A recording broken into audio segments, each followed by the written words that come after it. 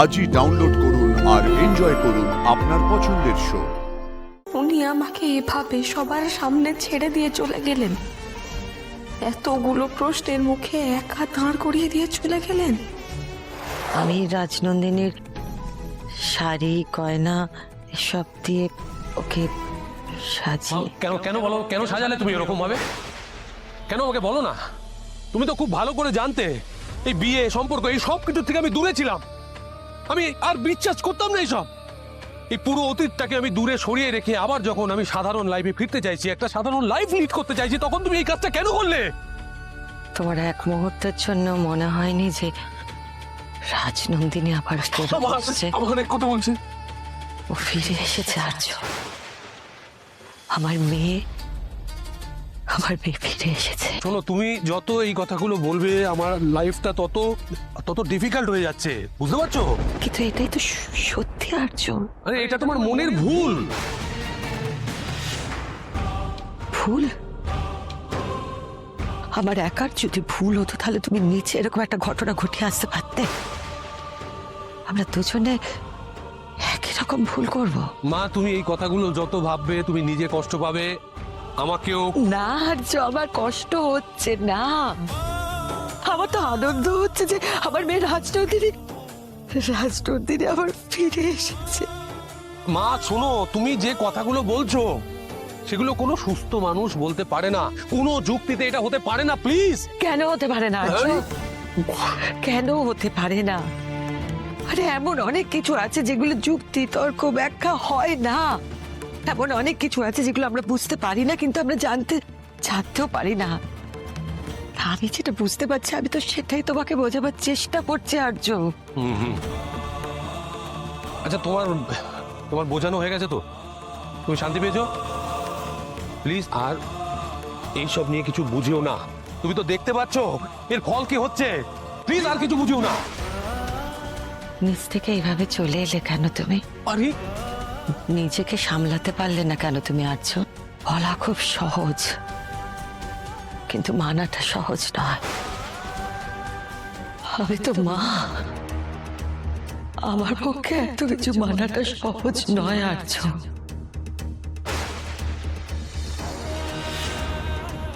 আমি বুঝতে পেরেছি আমার রাজনন্দিনী এত বছর বাদে অপর্ণার মধ্যে ফিরে এসেছে। মা, ওমা শোনো না, কথা শুনতে পাচ্ছ আমার? তোমার এই কথাগুলো কেউ বিশ্বাস করবে? কাউকে বিশ্বাস করাবার দায় আমার নেই আর্য, শুধু তোমাকে। আরে আমি, কারণ তুমি আর আমি আমাদের জীবনের সবচেয়ে কাছের মানুষটাকে একদিন হারিয়েছি, আর প্রত্যেকটা মুহূর্ত এত বছর ধরে তাকে আমরা দুজনের কেউ ভুলতে পারিনি। আর সেই ভালোবাসার টানে সে ফিরে এসেছে। আরে মা আমার কথাটা শোনো। সে ফিরে এসেছে। তুমি এক কথা বলে চলেছো। তারা সুন্দরী মা ঠিক বলেছিলেন তারা সুন্দরী মা। আমি তখন ওনার হেয়ালিগুলো বুঝতে পারিনি। এখন আমার কাছে সব স্পষ্ট। আমি তোমাকে সব দিয়েছি আর্য। একজন মা তার ছেলেকে যা যা দিতে পারে সবটা দিয়েছি, শুধু জন্ম ছাড়া। অপর্ণাকে নিয়ে ওর বাবা মা চলে যাচ্ছে। ওকে যেতে দিও না তুমি আর্য, ওকে যেতে দিও না। একবার আমার মেয়েকে তুমি চলে যেতে দিয়েছো, আর না। মা শোনো, অপর্ণাকে আমি কোথাও যেতে দিচ্ছি না, দেবো না কোথাও। কিন্তু তুমি মা, তোর কোনো জায়গা নেই আর্য। আমার মেয়েকে আমার কাছে ফিরিয়ে দিয়ে তুমি তোমার মাতৃঋণ শোধ করো।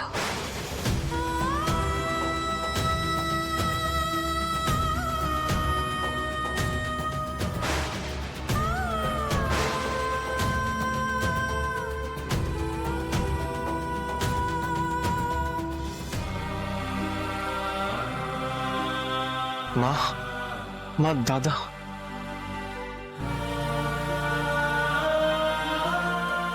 অপর্ণা,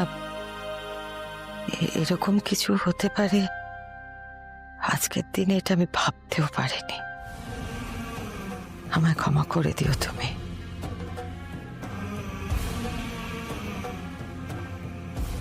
আপনাদের সবাইকেই বলছি, হয়তো কিছু একটা সমস্যা হয়েছে। আমি খুব দুঃখিত।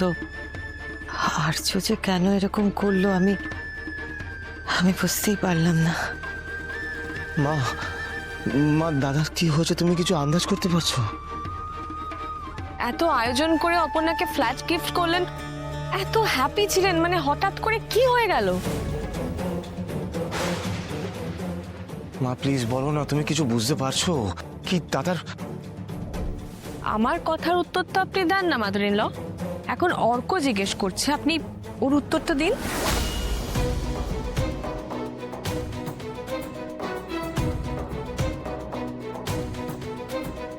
অপু, জন্মদিনের দিন তোর চোখে জল। এভাবে কাঁদিস না প্লিজ, তুই কাঁদলে আমরা সবাই কষ্ট পাবো। অপু, উনি আমাকে এভাবে সবার সামনে ছেড়ে দিয়ে চলে গেলেন, এতগুলো প্রশ্নের মুখে একা দাঁড় করিয়ে দিয়ে চলে গেলেন। আচ্ছা মানসি, তুমি আমাকে একটা কথা বলো তো, পূর্ণা আর আর্যর মধ্যে কি কোনো রকমের টেনশন, মানে ঝগড়াঝাটি অশান্তি কিছু চলছে? তুমি জানো না তো? আর্য এইভাবে চলে গেল, আমি বুঝতেই পারছি না। মেয়েরা, আমার মনে হয় এই সব কিছুর পেছনে অন্য কোনো কারণ আছে। হ্যাঁ, আর যেটা আমরা কেউ জানি না। মানে আমরা কেউ জানি না? না, যদি কেউ জেনেও থাকে মীরা, তাহলে আমাদেরকে কেউ জানাবে না। তুমি দেখছো না মাদার ইন ল কিরকম সব কথা ম্যানেজ করে দিয়ে চলছেন। উনি কিন্তু কোনো কথার সঠিক উত্তর দেন না। অপু, আমার বলতে খুবই খারাপ লাগছে, কিন্তু আমি বলতে বাধ্য হচ্ছি। মা দেখ, আমাদের না অনেক কিছুর অভাব ছিল। তো জন্মদিনে কখনো এইরকম করে কিছু আয়োজন করতে পারিনি, সম্ভব না। কিন্তু কি বলতো, আমাদের না সবার মুখে হাসির কোনোদিন অভাব ছিল না। আজকে প্রথমবার তোর জন্মদিনে তোর চোখে জল দেখলাম মা। আমাদের বুকটা ফেটে যাচ্ছে রে মা। আমি ঠিক আছি বাবা। না, ঠিক নেই,